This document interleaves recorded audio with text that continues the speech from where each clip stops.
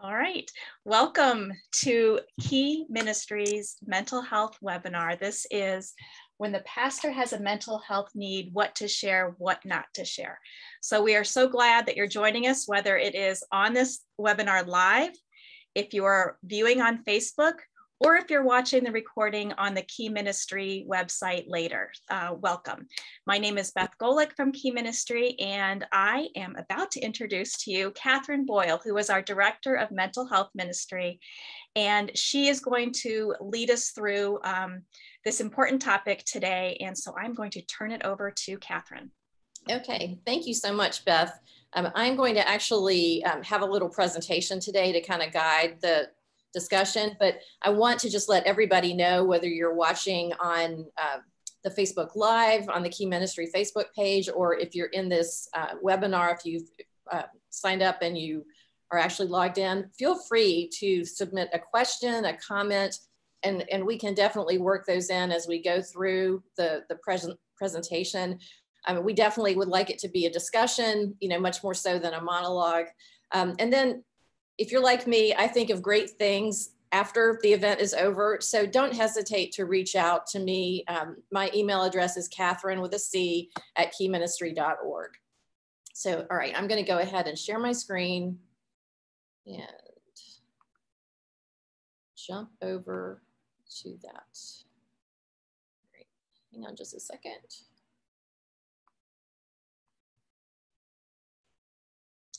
Okay. Well, I've been in church a long time. Probably a lot of you have too. And it's really easy to think of your pastor or the ministry leader as somebody who, has their life all together, or they just don't have the same struggles that everybody else does. But that is absolutely not true. Pastors are people just like you and me. 7 years ago, Lifeway Research, the research arm of Lifeway Publishers, did a study called Acute Mental Illness and the Christian Faith. And in that study, they surveyed over 1,000 pastors and came up with some really interesting results. And they've been working a lot on kind of helping churches unpack, what these results mean in the intervening years. But some of the things that really stood out are that in 2014, in this study, the pastors surveyed only spoke about mental illness one time a year or less. Now, the assumption is, that's from the pulpit, in the big room, in the main worship setting. But once a year or less is not probably going to be something that a lot of people remember, or that's making a big dent in, how free people feel to speak about illness within the church setting. Within that same survey and research study, they found that about 24% of the pastors themselves said that they had personally experienced mental illness. And mental illness was just defined as anything from anxiety, depression, all the way up to what's known as serious mental illness, like bipolar disorder, schizophrenia, schizoaffective disorder, that sort of thing. And then about 70% of the people who surveyed said that they wish that mental health needs were talked about more openly. That's a pretty interesting disconnect there between only once a year that the pastor is talking about mental illness versus the number of people that really would like to see this addressed in context and, in some kind of setting within their church. So if you're interested in reading this study for yourself, you can find it on this page on our website. We will share all the links that are mentioned in this presentation in the show notes afterwards. So if you don't catch it right now, just go see the video when it's posted on our Vimeo or YouTube page. Well, why don't people want to share about mental health needs? If you are attending this webinar, that might seem like something that, why aren't people sharing? Maybe that's a question that you really can't wrap your head around. Well, it used to be, and I say used to be on purpose, it used to be because of the stigma around mental illness. 10, 15, 20 years ago and before, there was definitely a lot of cultural pressure call it stigma, call it whatever you will, that prevented people from really being open about mental health needs. But I'm not so sure that that really exists. Certainly not like it did when I was a teenager, for example, versus how it is with teens today. And probably the difference is because of social media. I don't know if you've noticed, but if you look up anything on any particular mental illness, you'll find a million videos on YouTube. You'll find videos from people who live with any kind of mental health issue you could think of, describing what it's like to go about their day and what their struggles are, how they get through, that sort of thing. So there is a certain kind of cachet about having a mental illness now, or a mental health need that didn't used to be. So again, this is just an observation from me, but it's definitely changed in the past 15 to 20 years. But the fears are still there. And particularly if you're in a leadership role, it's scary to show that you have a weakness. It doesn't matter if you're a church leader or if you lead a large corporation. Don't we want our leadership to seem like they're strong and they have it all together? That fear of losing authority, particularly if it's something in like a church type setting, that can be a really difficult thing to regain. Fear of losing control, that is a terrifying thing. And anything that you're really trying to hide, there's probably that fear that whatever it is, that thing that, that you feel shame about, that you feel, must be hidden, probably you're trying to hide that thing because you feel like it will disqualify you from whatever role it is that you have in your work life, or, whatever role God has called you to. There's a lot of passages in the Bible that address human weaknesses of every kind. And this one, 2 Corinthians 12, 9 through 10, is one that I see often in my role with Key Ministry. And I'll just read it for you. God said to Paul, "My grace is sufficient for you, for power is perfected in weakness. Most gladly, therefore, I will rather boast about my weaknesses, that the power of Christ may dwell in me.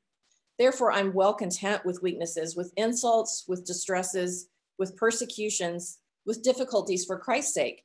For when I am weak, then I am strong." So it's like, God's strength comes in and makes up those weak areas. And this is exactly what Paul was talking about. Now, kind of interestingly to me anyways, that Paul may not have been a great public speaker, because there are several passages in the New Testament that talk about how the people that received his letters say, there's such a difference between when you come and speak to us versus your letters. Your letters are very powerful. So, maybe he had social anxiety. Maybe he, was terrified of public speaking. Who knows what the issue was? But that didn't diminish the role that God had for him, no matter, what that was. Whatever his thorn in the flesh was, definitely did not diminish the role that God had for him. Not only was this a New Testament phenomena, but if you look back at the Old Testament, look at Moses. Moses argued with God about being called for the role that God had for him. And he specifically said, "I don't speak well. I have a stutter, or, there's something that hindered his ability to speak." And God said, "You're not getting out of this just because you have this. I'm going to give Aaron to you, who's, maybe a better public speaker than you. And, but you're still going to get the job done."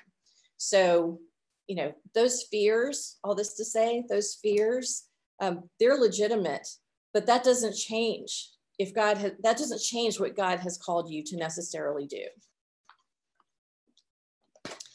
Well, if you're not familiar with Brene Brown, she is a professor at University of Houston in Texas, and she's also, I think, a visiting professor at University of Texas.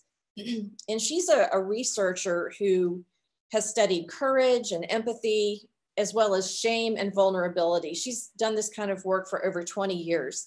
And she's written some really profound things about, vulnerability and shame and what we think about, you know, our weaknesses. And she's really challenged a lot of common perceptions about, you know, being perceived as weak and why it's really, the reality is not what we think it's going to be.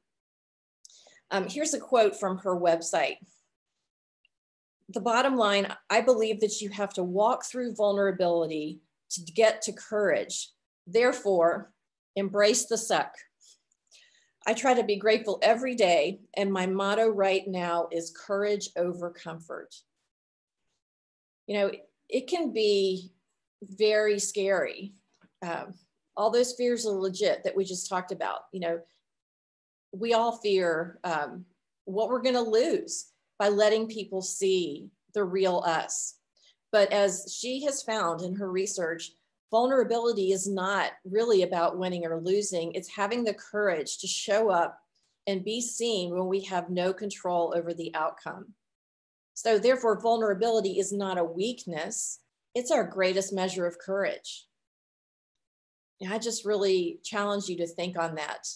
You know, is there a time when you have let yourself be really vulnerable and you have let God have control of the outcome? You know, that's not weakness. That's really putting your faith into action.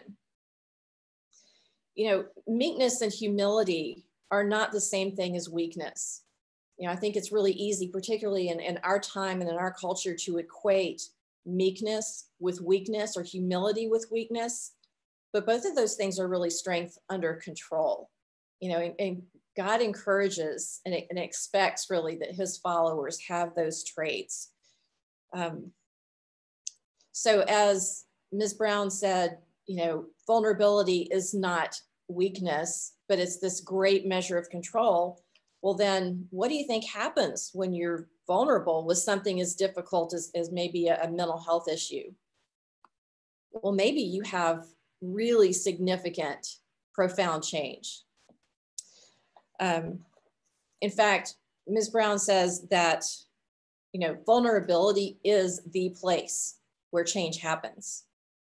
Now, this does not mean that, you know, you air all of your dirty laundry, but when we let the light of Christ into those dark places that we want to hide, you know, that can be an incredible opportunity for God to do incredible creative work that doesn't only benefit you, but can be used to benefit others. It's where Romans 8:28 really can come to life.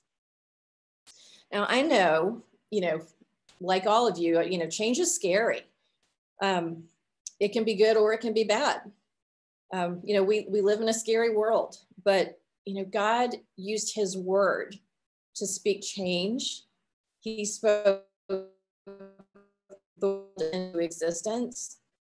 Jesus is known as the Word, and the Word become flesh. And so when we speak the truth about something that's hard in our lives, it is powerful. When we speak the truth about where Jesus is in the midst of our worst days, that can really make us an overcomer. In fact, Christ says in Revelation 12:11 that the word of our testimony plus, you know, his blood, that's what makes us an overcomer. It opens the minds and hearts of other people too, when they see how God has worked in something that perhaps is a personal issue for them as well.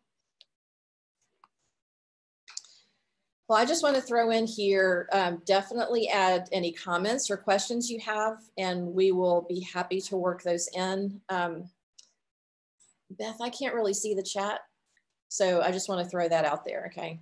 I'm monitoring that and Facebook, so. Okay, great, thank you. Well, last month we talked about some key elements for a mental health testimony video. And again, we're going to put, you know, all the links that I mentioned today in the show notes. So if you're a ministry leader and you're thinking about sharing, you know, some of what you have struggled with respect to mental health, you know, those things that we shared definitely apply. Some of what we talked about last month was derived from this article on our website. And again, I would encourage you, once the link is up on the video to go look at that if this is something that you're thinking about doing. You know, as a pastor or a ministry leader, I would encourage you to make sure that whatever it is that God is leading you to share, that you place an emphasis on what is factual, what is practical, and what is spiritual. You know, because, you know, I hate to say it, but, you know, people want to know, you know, they're excited that it worked for you, but they really want to know what's in it for them. You know, how is this going to help me too? So that's why it's important to make sure what you're talking about is based on these three things: factual, practical, spiritual, because those can also apply to others.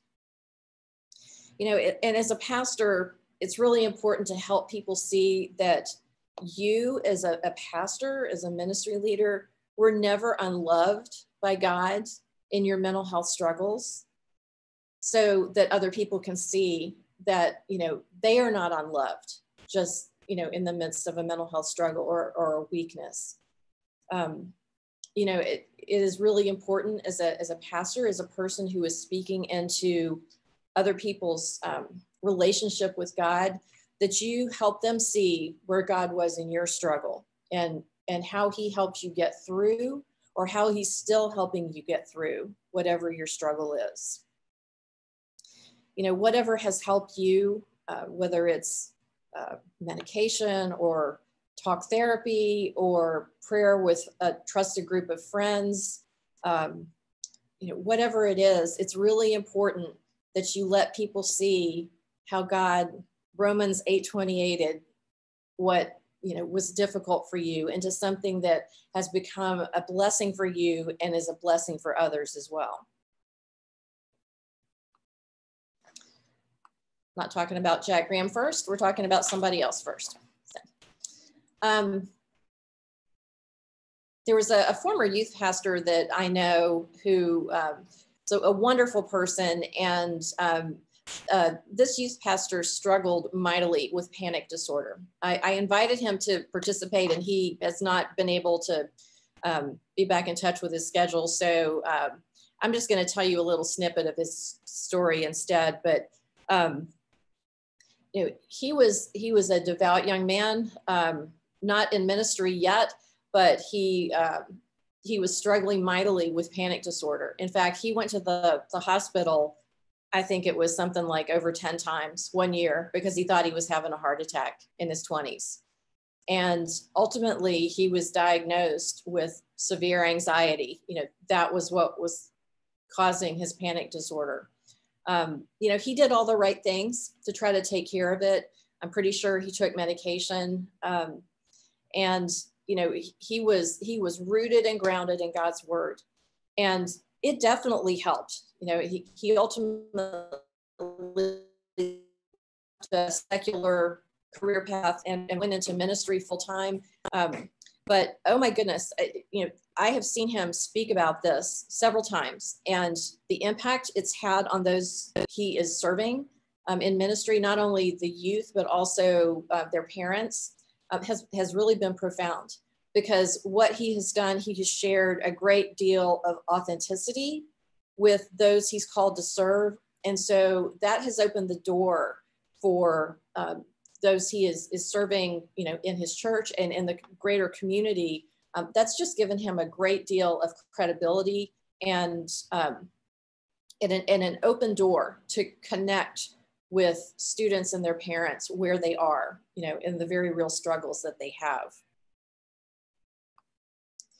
And, you know, I would just underscore, you know, because of his proper way of framing this, you know, not to give glory to the condition, but to see how God was moving through it and what God has done with it, and that it's being used to give God glory. You know, he has been highly effective in discipling and mentoring youth, not only in the church, but in the broader community. Jack Graham, if you are not familiar with Dr. Jack Graham, he is the pastor at Prestonwood Church, which is one of the largest churches in America. It's in the Dallas-Fort Worth area. And he has talked pretty openly about his struggles in the context of, what's been discussed, but he's really ramped this up in the last few years. And I want to read some excerpts from this article that is listed there, because I think what he has to say is really important and is really succinct as to how a pastor can go about sharing a bit of his struggle and also use it for his own good and for God's glory. So this is an excerpt from this article he wrote earlier this year for CBN. I believe the church's failure in responding to mental health issues and addressing mental health lies not in ill intention, but largely in misinformation and lack of proper training. While there is a spiritual aspect to mental health that churches and pastors can and should address, we often have missed the clinical reality of mental health. Complicating the matter is the fact that my generation, baby boomers, mental health has often been viewed as a taboo subject to be discussed only at home, if at all. We were raised to believe that if you are a follower of Jesus, you're not supposed to struggle with mental health, depression, or anxiety. Excuse me. I remember thinking this way when I was a young Christian, and it took several painful experiences over the course of my life for me to grasp what it's like to struggle with mental health. Again, he's speaking to the baby boomer generation there. It may not be the same for the younger people in the audience, but what he is saying is certainly true for those of us who are probably 50 and up. He goes on to say, my father was brutally murdered by a shoplifter at his store when I was 20 years old. Losing him in such a violent way launched me into one of the darkest valleys I've ever had to walk through. At one of my lowest points, I seriously doubted God's existence. Excuse me. Then 10 years ago, I was diagnosed with prostate cancer. The treatment and recovery periods were grueling and left me exhausted both physically and emotionally. Anxiety and depression took hold.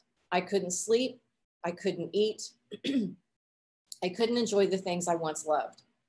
I felt like a dead man walking, and I wondered if I was ever going to make it. Some Sundays I had to drag myself to the pulpit. And again, this is the pastor of one of the largest churches in America. It took me more than a year to come out of that darkness. I sought the help of professional counselors who recommended different forms of treatment that were effective in my battle with depression. The church also played an indispensable role, caring, loving, and encouraging me during my hardest days. This is what the Apostle Paul exhorted us to do in Galatians 6:20. Bear one another's burdens and so fulfill the love of Christ. If we're followers of Jesus, we're tasked with not only caring deeply about the spiritual health of others, but their mental, emotional, and physical health as well, for they are all tied together. The good news is the church is uniquely equipped to care for people struggling with mental illness. As a local community of faith called to love one another, it acts as a crucial support system for all who are in need. Many of the Bible's teachings, such as forgiving those who have wronged us, recognizing the inherent value of every human life, and giving thanks for the blessings we have, are used by professional counselors to help people cope with and overcome depression and anxiety. The church has the potential to change the tide of the mental illness epidemic rising in our nation, but for this to happen, we need to start talking about these issues. We need to equip ourselves so that we can offer effective, practical care for people who need healing. And Prestonwood has started, has had for several years now, a very large ministry called Life Recovery. I would encourage you to go look at that as an example. If you're launching mental health ministry, if you have mental health ministry, if you haven't ever thought about it, it's really quite insightful and helpful what they're doing.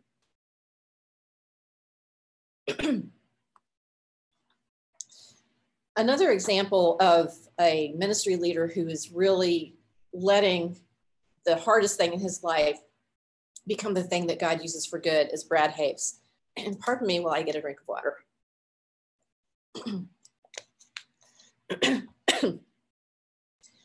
Brad Haves is the founder of Fresh Hope for Mental Health. He really has a story of beauty from ashes. He was the pastor of one of the largest and fastest growing Missouri Synod Lutheran churches when he had his first manic episode with bipolar disorder. Had no idea he had a mental health issue before then. He ended up having a very public breakdown, which led to dismissal from his church. There were a group of elders and people in the church who loved Brad and his family, and they rallied around him and they hired him to be their pastor. They started a new church, but they mandated that he get appropriate mental health help before he could serve them. So fast forward 15, 20 years, ultimately he founded Fresh Hope for Mental Health, which is an organization that produces research-based curriculum for support groups. These groups are now around the world. There's many Fresh Hope groups around the United States, but I think they're in at least 4 or 5 other countries as well. And I have read some of their curriculum. It's really excellent. And in fact, most recently, he and his wife put out a book called Holding to Hope. I encourage you to go look at that. Again, it's written by him and his wife, and includes or is specifically geared towards caregivers of people who are caring for someone who has a mental illness. That's often a thankless and mentally debilitating task in itself. The divorce statistics are really terrible for families where one of the spouses has a serious mental illness. But Brad and his wife have managed to stay together, and I haven't read this book yet, but they just recently sent it to me, and I'm sure there are many nuggets that can help others who find themselves in the role of being a caregiver for someone with serious mental illness. Well, a couple other things about Fresh Hope. What they believe is that when hopeless people have a safe place to process their pain, and faith-filled hope is modeled and shared, they become hope-filled and thrive in spite of their mental health challenges. Some of the goals of Fresh Hope, one of their goals is to challenge the Christian church to address the mental health crisis in their community, challenging them to provide a compassionate, understanding, safe, and supportive place for those who struggle with mental health issues. This includes understanding that many mental health challenges are due to the brain's improper function and are not character flaws, moral failures, or a spiritual weakness.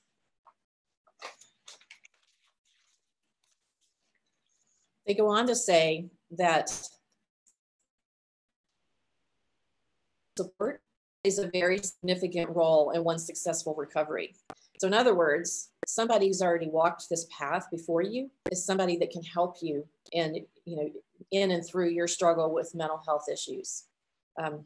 Somebody has to share their story before you know that there's somebody who can help you walk through this.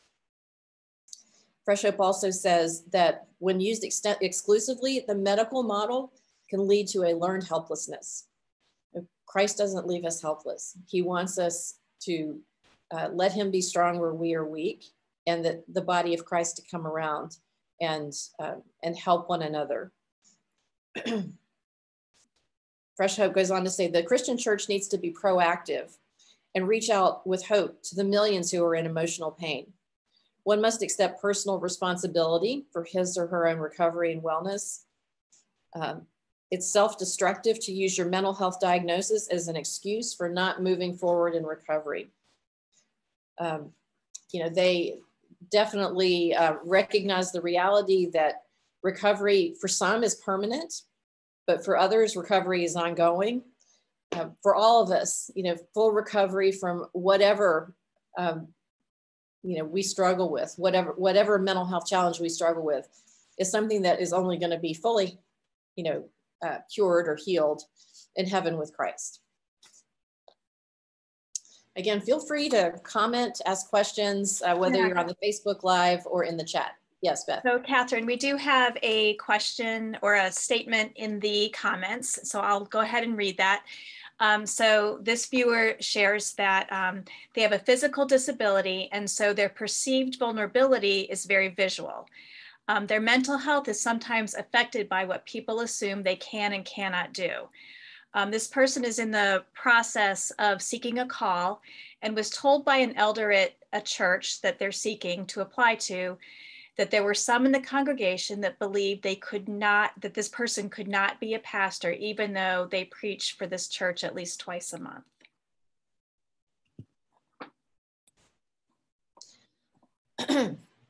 One of the first things that we have on our website, and actually in step 1 for mental health ministry, is to get your staff, your senior pastor and your leadership, your elders on board for mental health ministry. It's probably a good time to have a conversation. If the pastor believes that you are equipped, if God is clearly calling you, if others are confirming your calling, not the naysayers here, but if others are confirming your calling, then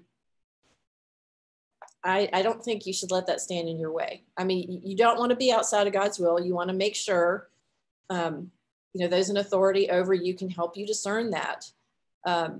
There's always going to be naysayers. Anybody who has stepped up in public, especially people who speak out about the realities of mental health challenges, often get a lot of hate. Key Ministry gets a lot of pushback from a variety of different corners on a kind of semi-regular basis. So you can't let the naysayers stop you from what God has specifically called you to do. Happy to talk with you about it if you'd like to email me separately. Anything else, Beth? Nope, continue. Okay. Well, some of you may be familiar with NAMI, the National Alliance on Mental Illness. They do fabulous work all around the world. They started in America.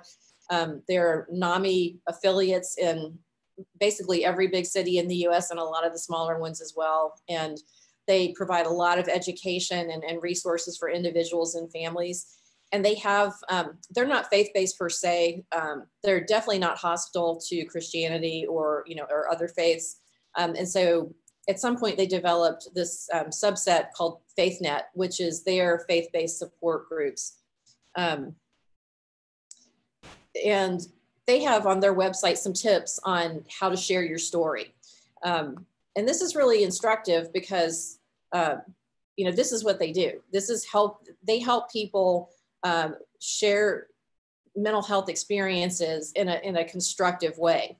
So while they have 7 points on their website, and I know that looks like a lot more than 7, but really it does boil down to 7 right there. The most important one is really that middle one. It's going to be your story. Again, very factual here. What happened?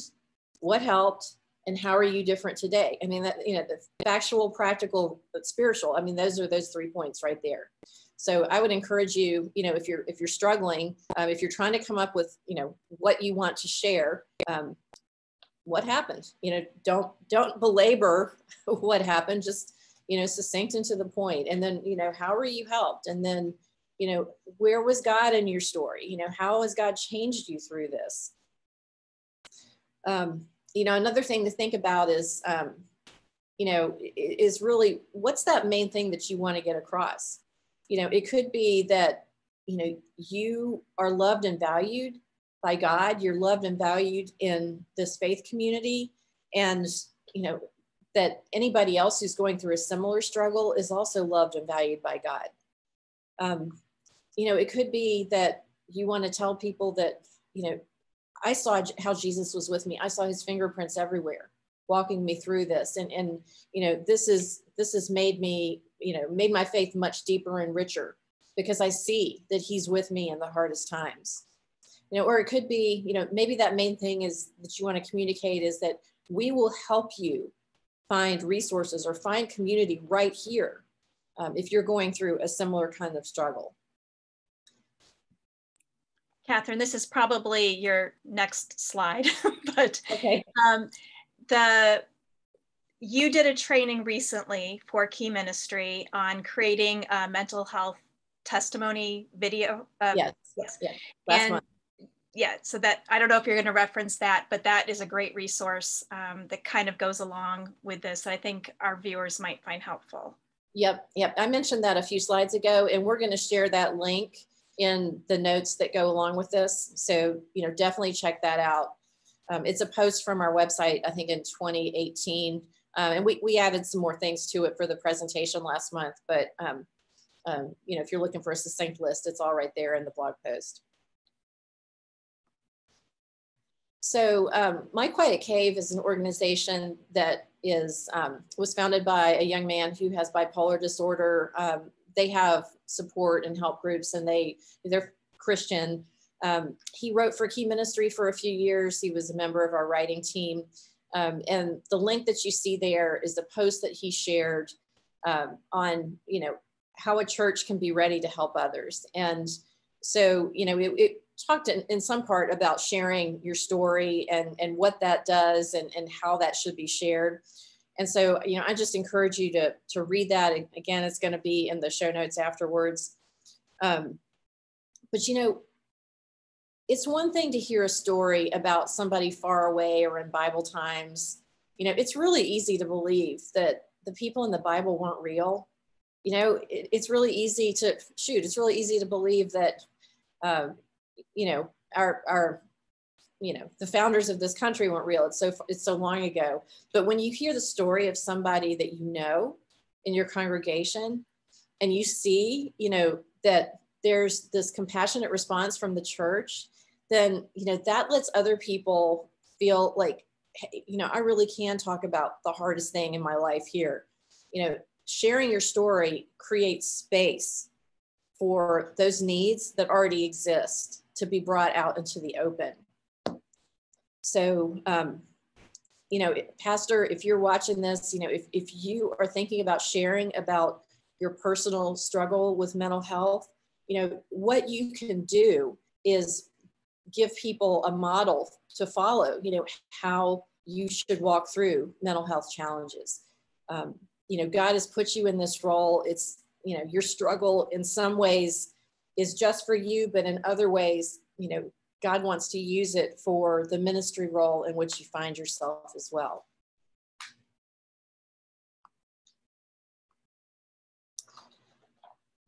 So there are probably a lot of benefits that can be derived from sharing your mental health story. Once you figure out how to frame it in a way that, you're not dwelling on anything that is, that's other people's story, but, you figure out a way to frame it in a way that is factual, practical, and then spiritual as well. What sharing your story can do can be a catalyst change. And I would argue that cultural change is the hardest thing to affect in any organization, and churches are no different. You cannot program a cultural change, because cultural change is really hard change. And interestingly, Jesus created a lot of cultural change. And how did he do it? Well, he did it largely through telling stories. And, I find it really fascinating that, he wants us to share our testimonies, our story of what he has done in and through us. And that's the way that we spread his kingdom. So, if you are brave enough, when you're brave enough to share your mental health struggle, other people will see that it doesn't matter your place in this world, that all people share some common struggles, and it could really be, a thing, or maybe even the thing that helps move people from being spectators to participants in the Great Commission, and in reaching out to their friend who has a mental health need, and helping them find community, helping them find resources. When somebody sitting in your congregation hears that you, as this person who is called by God, had the same struggle they do, and that this struggle was a thing that helped deepen your faith, boy, that can really be a catalyst to help other people see how their faith can be deepened and that they can become more mature spiritually. And ultimately, I mean, isn't that what we want? I mean, isn't that what discipleship is all about? You know, Christ wants us to grow up and, become a mature person in the faith. And ultimately, if you are able to share the hardest thing in your life with somebody and they support you and they help you find God in the midst of it, that's going to strengthen your community. I don't know how we're doing it all time-wise here, but I would be happy to, take any questions or comments that people have.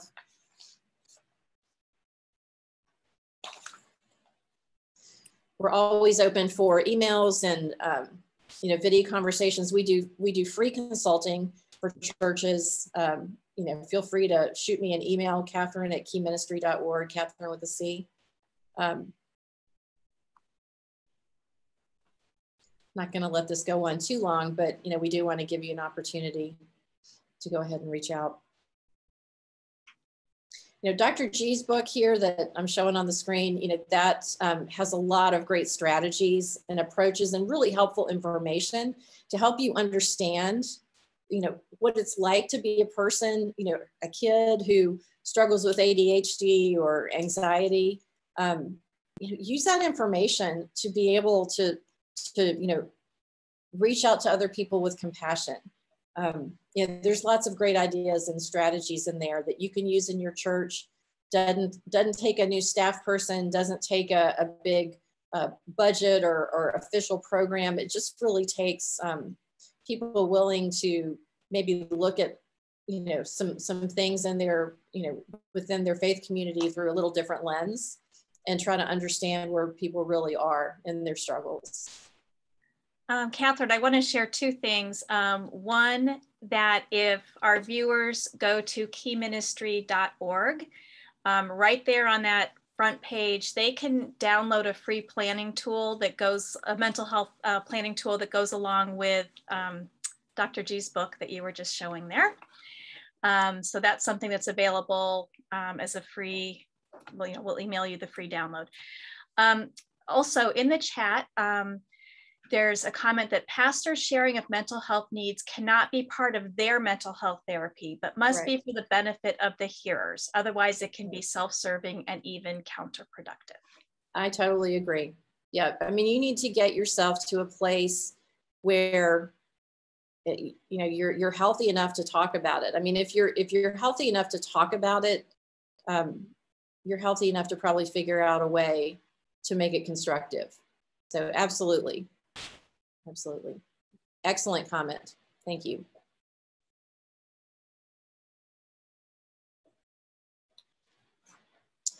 Well, if that's all for today, I do want to point you to the page because we have a lot of great webinars and video discussions coming up in this fall. We've got several of them already on our schedule, but we have more that are coming. Some really important topics. The next one that I'll be doing is with Jess Ronnie. She's known as Jess Plus the Mess online, and she writes extensively about caregiver mental health. She's a co-founder of a documentary called Unseen, which deals specifically with the mental health crisis among caregivers. So that's a webinar that I would think a lot of folks would want to get a chance to see, if not participate in. So definitely go check that one out and see all the other ones that we have lined up for the fall. So anything else, Beth? Okay. Oh, I think we're good. Thank you. Thank you. Thank you so much, everybody, for joining. And as always, don't hesitate to reach out to us. We're always here. We offer free consulting to churches and individuals. So visit keyministry.org to contact us there. Thanks so much.